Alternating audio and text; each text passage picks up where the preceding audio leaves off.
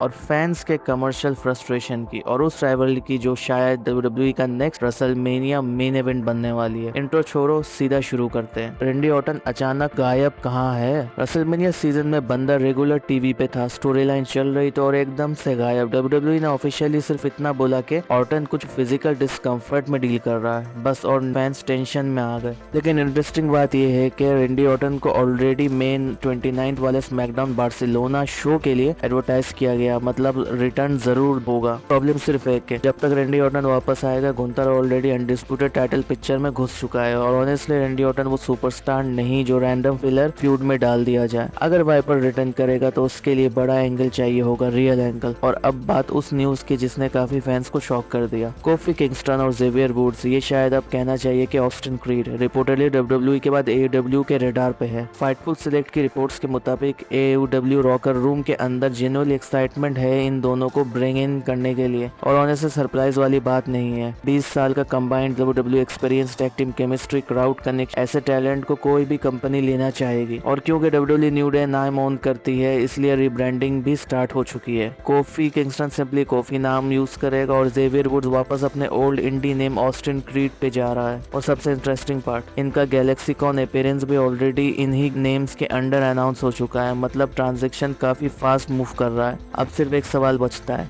AEW इन्हें team की तरह पुश करेगी या फिर दोनों को अलग अलग डायरेक्शन में भेज दिया जाएगा। अब एक टॉपिक जो लिटरली WWE फैन फील करता है, कमर्शियल्स। भाई ऑनेस्टली WWE का एड सिचुएशन अब कंट्रोल से बाहर जा रहा है। और फाइनली किसी ने ओपनली ये बात ट्रिपल एच और स्टेफनी मैकमैन के सामने रख दी। रैपर ओशी जैक्सन जूनियर ने डायरेक्टली कंप्लेन किया कि प्रोडक्ट एड्स के नीचे दब रहा है। और सच कहूं वो गलत नहीं था। आप रेसलमेनिया देख रहे होते हो, मैच का मोमेंटम बिल्ड हो रहा होता है, बूम एड ब्रेक, फिर वापस आओ 2 मिनट बाद फिर कमर्शियल। रोमन रेंस का एंट्रेंस 60 मिनट का होता है और उसमें भी एड्स घुसा देते हैं। फैंस का फ्रस्ट्रेशन जेन्युइनली समझ आता है। WWE ने एक्नॉलेज किया है कि वो बेटर एड प्लेसमेंट पे काम कर रहे हैं, लेकिन इस पॉइंट पे ऑडियंस से प्रोमिसेस नहीं चाहती। अगर आप खुद को बिगेस्ट स्पोर्ट्स एंटरटेनमेंट कंपनी बोलते हो तो शो को अनइंटरप्टेड फील भी होना चाहिए। और अब main topic, Roman Reigns versus Seth Rollins. Honestly ये सिर्फ एक मैच नहीं है, ये 10 साल पुरानी अनफिनिश्ड स्टोरी है। शील्ड के टाइम से लेकर आज तक ये दोनों एक दूसरे की हिस्ट्री का बिगेस्ट पार्ट रहे हैं। और एक चीज जो लोग ज्यादा डिस्कस नहीं करते, रोमन रेंस के ट्रैवल चीफ एरा में एक ही टॉप सुपरस्टार ऐसा था जो उसके अगेंस्ट प्रॉपर्ली अनरिजॉल्व रहा, सेथ रॉलिंस। रोमन ने कोडी को हराया, सीना को हराया, ब्रॉक को हराया, एज, ड्रू,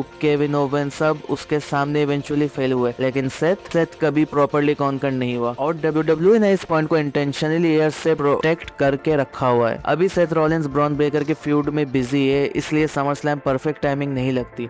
लेकिन रेसलमेनिया 43 सऊदी अरब में फर्स्ट एवर रेसलमेनिया। भाई अगर रॉक वर्सेस रोमन फाइनली नहीं होता तो WWE के पास उस लेवल का सिर्फ एक रियल मेन इवेंट बचता है, Roman Reigns versus Seth Rollins world heavyweight championship के लिए। Same starting point, same brotherhood, लेकिन कंप्लीटली डिफरेंट जर्नीज। एक बंदा कंपनी का फेस बना, दूसरा केओस का सिंबल। और ऑनेस्टली अगर स्टोरी सही बिल्ड हुई तो शायद Roman versus Seth, Roman versus rock से भी ज्यादा इमोशनली हिट करेगी। अब आप लोग बताएं, क्या Roman Reigns versus Seth Rollins WrestleMania main event material है या WWE को स्टिल रॉक मैच ही पुश करना चाहिए? कमेंट्स में जरूर बताइएगा। अगर आपको वीडियो पसंद आए तो चैनल को सब्सक्राइब कर लीजिए। मिलते हैं नेक्स्ट वन में, तब तक के लिए गुड बाय।